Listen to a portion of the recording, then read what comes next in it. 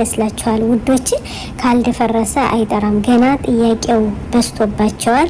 ጥያቄው አሁንም እንደገና እየዘለቀ እንደገና አዲስ ቦታ እየወሰዳቸው ይገኛል። ድራማው አላለቀም ውዶች። ለምን አብርሃም ከታመምኩበት ለምን ተነሳሁ ለምን ተሻለኝ ማለቱ ነው ወይስ ለምን ሩታን ካንቺ ጠገብ ለምን መጣሁ የሚለው ጥያቄ ሆኖበታል።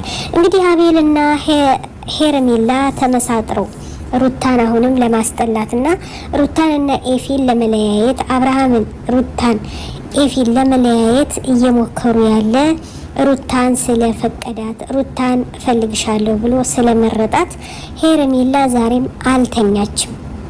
የሄርሜላና የአቤል ሚስጥር እየወጣ ነው። አቤል ምን አለ? እኔና ሄርሜላ አብረንህ አልተቀመጥንም፣ አብረንህ አልያዝንህም፣ አጠገብህም አልተቀመጥንም። ሆኖም ግን እኛ እስካለን ድረስ ርቀን ነው ያለነው። አብርሃም ለምን ታመመ ብላችሁ እንዳትጠይቁን በማለት እንግዲህ የተሳሳተ መረጃ እየሰጡ ይገኛሉ። እንዲሁም ኮፊ ላይ ለምን ተቀመጡ? ሩታና ኤፊ ኮፊ ላይ የተቀመጡበት ምክንያት አላቸው። እነሱ ናቸው ያሳመሙህ፣ እነሱ ናቸው የሆነ ነገር አድርገው ምን እያሉ ኦዲዮስ እንዲሁም ድምጽ እያሰሙ አቀናብረው የሩታንና የኤፊን ድምጽ በማቀናበር እንግዲህ ክስ ሊመጣባቸው ነው። አቀናባሪ ማን ነው?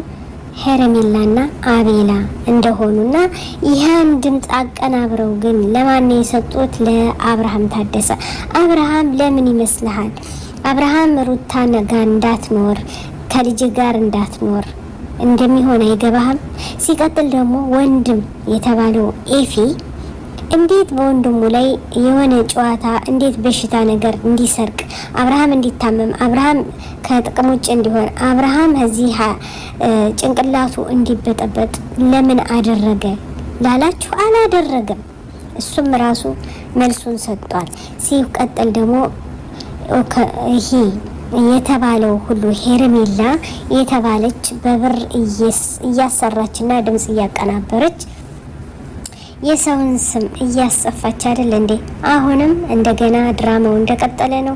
ይሄ የተሳሳተ መረጃ ነው። ሁሉም በቲክቶኮች እያለቀሱ ይገኛሉ። እውነት ለመናገር በጣም አሳፋሪ ነገር እየተሰራ ነው።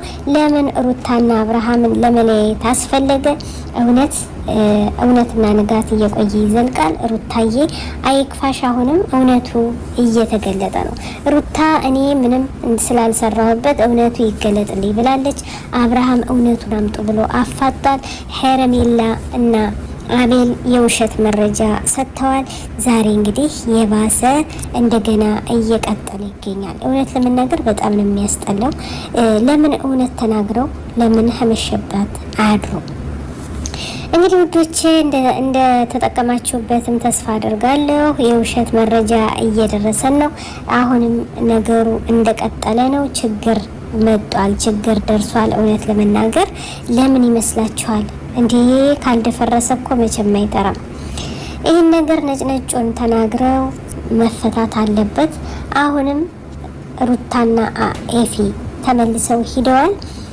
ሄርሜላንም ሂጅልኝ ብሏታል። ግን ለምን አቀፈችው የሚለው እንግዲህ እውነት ጥያቄ ሆኖብናል። ሩታ ጥላው ነው የሄደች አብርሃምን። ሄርሜላ ግን እንደምትፈልገው አሁንም እየተናገረች ነው። በቃቸው ብላ ለምን አቀፈችው? እውነት ለመናገር በጣም ያሳዝናል። ነገሩ ከእጃችን እየወጣ ነው።